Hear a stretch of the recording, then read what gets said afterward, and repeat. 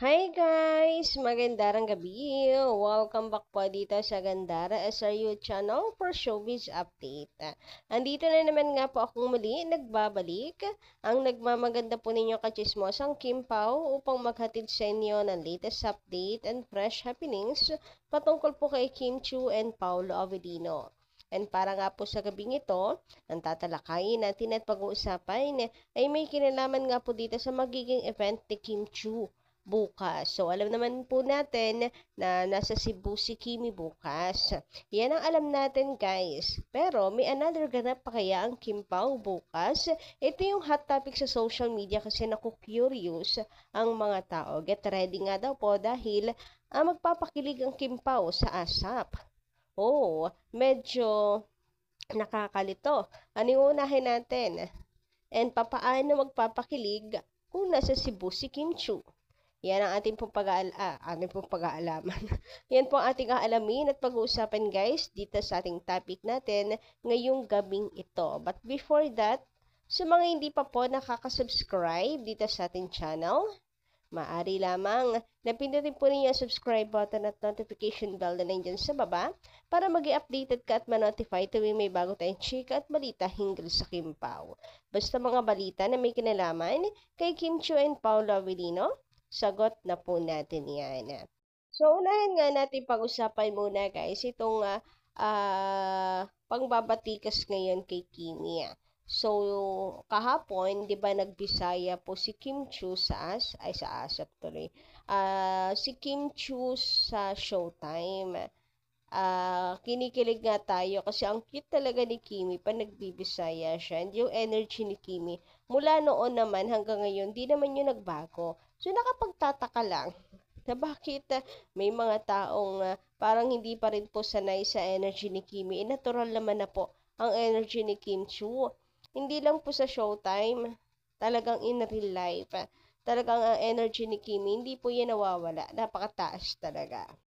Yet, sinasabihan siya ng OA. Anong OA doon? Kung natural ito kay Kim Chiu. Anong OA doon kung natural lang?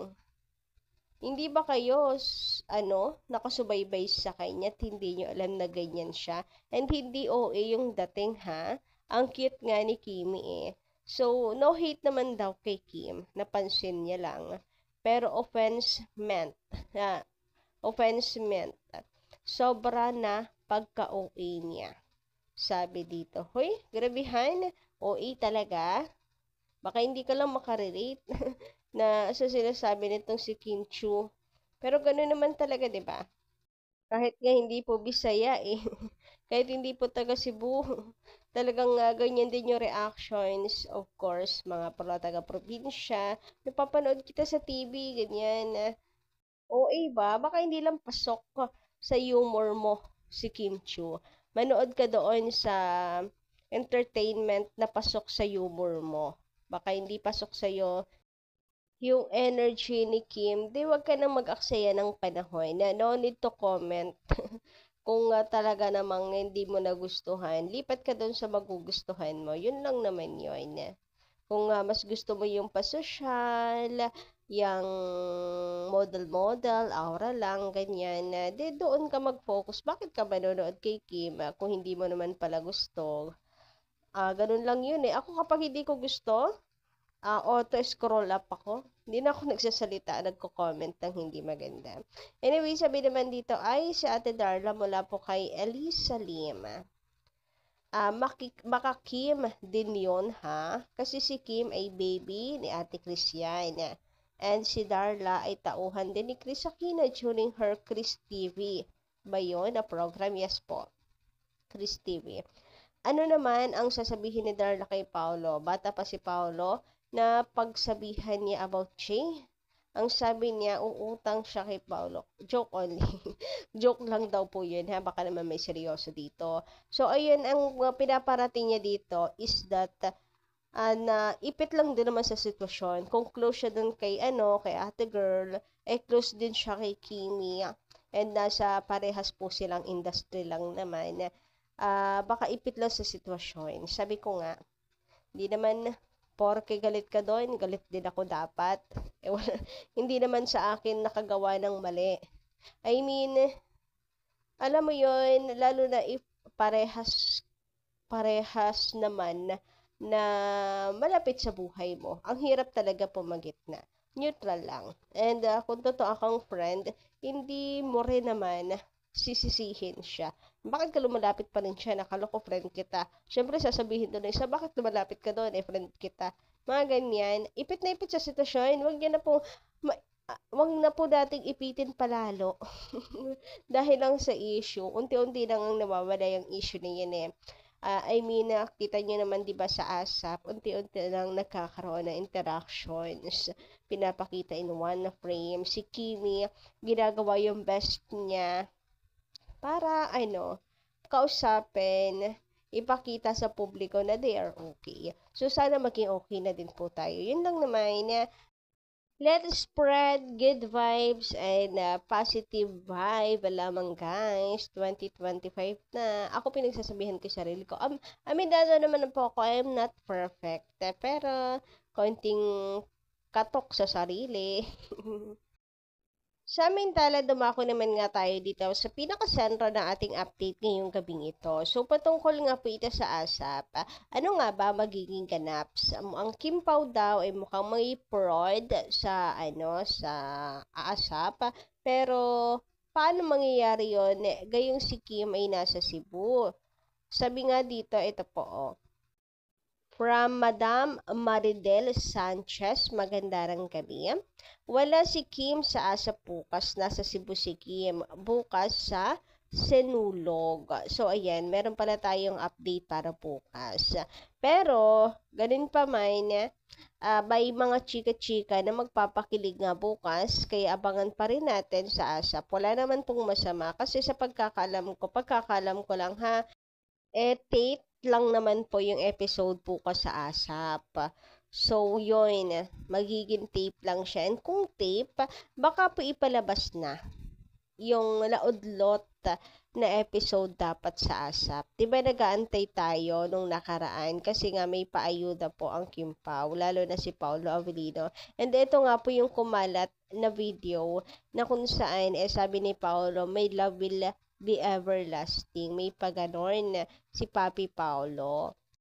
And eto nga yun.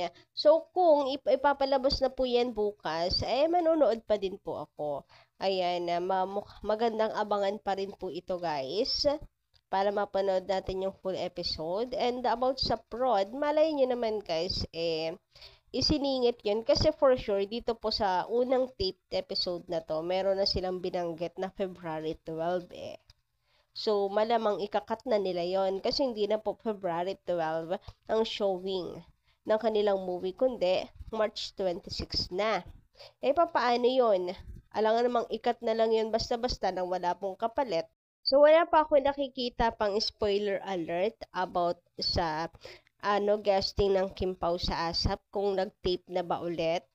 Pero kung meron, for sure, yon yung ilalagay nila na magpo-promote ng movie, then sasabihin kung kailan, which is doon nila isisingit yung March 26 kapalit ng February 12 na nauna na nilang nasabi dito. So, yun yung lang I think, parang palalabas sila para nag-change outfit lang ang Kim Pao, parang gano'n. Double exposure. I don't know ano yung gagawin nila, pero sana mapalabas pa rin po ito. Kung tape man, baka nga gumawa po sila ng another promotional performance. Tama ba? Ng bagong basta yun na yun. Bagong prod, ganyan. So, I hope so. Abangan na lang po natin. Wala naman pong masama na mag-abang. So, bukas po ASAP and then sa Sinulog. Kung nagkataon, di dalawa po yung ayuda sa atin guys bukas. Di lahat tayo happy. No? Kayo ba? Gusto nyo rin bang mapanood ang full episode na to? Ito na odlot na paayuda ng Kim Pao sana sa atin. Ako gusto ko mapanood. Ewan ko sa inyo. Huwag na tayo magplastikan. Gusto ko rin pong mapanood. Lalo na't may pa-everlasting dyan si Papi Paolo. Huy, gusto ko rin kasi talaga masimula na yung promotion ng Kim Pao. Para mahaba-haba talaga yung oras at panahon nila sa pagpopromote. para naman na maging successful talaga yung movie. Pero ngayon pa lang ramdam ko naman na kita nyo ba yung mga videos ngayon, pictures nagkalat kung paano po kanya-kanyang pakulo ang mga fines para i-promote ang movie ng Kim Pao. Ngayon lang yun nangyari ha. Ngayon lang din ako nakakita na ganyan po kasuporta na fandom. So, try natin, tignan po natin lalo na sa mall tour ng Kim Pao. So much excited. Excited na po ako sobra. So much na, excited pa, may sobra pa, or talaga naman. So, kayo ba guys, anong inyong say tungkol dito? Pa-comment ka lang dyan sa baba and don't forget to click the subscribe button and notification bell for more updates. Maraming salamat!